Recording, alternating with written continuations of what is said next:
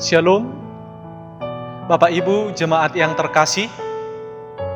Hari ini kita akan melanjutkan aktivitas dan pekerjaan kita. Sebelumnya kita akan mendengarkan dan merenungkan firman Tuhan yang menjadi bekal bagi kita untuk melanjutkan aktivitas satu hari ini. Kita berdoa. Terima kasih ya Tuhan Allah Bapa kami, untuk setiap berkat-Mu dan kebaikan-Mu yang boleh kami rasakan hingga saat ini. Tuhan menganugerahkan kami hari yang baru, memberikan kami nafas kehidupan dan kesehatan. Hingga satu hari ini, kami akan melanjutkan aktivitas dan pekerjaan kami. Bahkan kami akan mendengarkan dan merenungkan firman Tuhan yang akan membawa kekuatan dan semangat yang baru bagi kami untuk melanjutkan aktivitas. Di dalam Kristus Yesus kami berdoa. Amin. Firman Tuhan renungan hari ini didasarkan pada kitab Galatia ayat 25. Galatia 3 ayat 25, beginilah bunyi firman Tuhan. Sekarang iman itu telah datang. Karena itu, kita tidak berada lagi di bawah pengawasan penuntun. Demikianlah pembacaan firman Tuhan. Bapak Ibu jemaat yang terkasih, lewat firman Tuhan hari ini, kepada kita diterangkan, semakin diperjelas, sebenarnya apa kaitan antara hukum Taurat dengan iman? Apa hubungan antara hukum Taurat dengan iman? Sejenak kita boleh melihat ke dalam masa-masa perjanjian lama. Di perjanjian lama, untuk memperoleh keselamatan, bangsa Israel dituntut untuk melakukan dan melaksanakan hukum Taurat. Dituntut untuk mematuhi dan menaati hukum Taurat. Karena hukum Taurat adalah sebagai penuntun, sebagai pengarah, pembawa jalan kepada keselamatan sesuai dengan konsep perjanjian lama. Namun nyatanya tidak ada seorang pun di antara bangsa Israel yang boleh dengan baik, boleh dengan benar, boleh dengan sempurna melakukan, melaksanakan, menaati, dan mematuhi hukum Taurat. Tidak ada satupun dari antara bangsa Israel yang boleh dengan sempurna melakukan semua hukum Taurat yang diberikan oleh Tuhan Allah melalui Musa. Sekarang kita lihat di masa-masa perjanjian baru. Konsep keselamatan di dalam perjanjian baru adalah bahwa keselamatan kita hanya ada di dalam Yesus Kristus melalui iman dan kepercayaan kita kepada Tuhan Allah.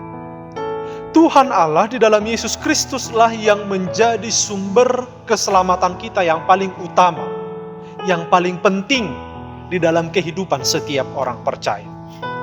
Itu sebabnya Yesus Kristus pernah berkata di dalam Matius 5 ayat 17, "Janganlah kamu menyangka bahwa aku datang untuk meniadakan hukum Taurat atau kitab para nabi. Aku datang bukan untuk meniadakannya, melainkan untuk menggenapinya." Artinya hukum Taurat bukan ditiadakan, tidak dihapuskan, melainkan diperbaharui, semakin diperlengkapi melalui hadirnya Yesus Kristus yang menggenapi hukum Taurat, yang menjadi keselamatan bagi orang percaya. Oleh karena itu, hukum Taurat Tuhan telah menuntun kita, memperkenalkan kita kepada keselamatan yang sesungguhnya. Hukum Taurat telah mempertemukan kita dengan keselamatan yang dijanjikan oleh Tuhan Allah yang sebenarnya, yaitu dengan hadirnya atau dengan dibawanya keselamatan itu oleh Yesus Kristus. Tetapi bukan berarti bahwa kita mau mengabaikan hukum Taurat. Bukan berarti kita mau meninggalkan, melepaskan, melupakan, mengabaikan hukum Taurat. Justru orang yang beriman, yang percaya kepada Yesus Kristus, iman dan kepercayaannya itulah yang menuntun dia, mendorong dia untuk boleh melakukan hukum Taurat Tuhan.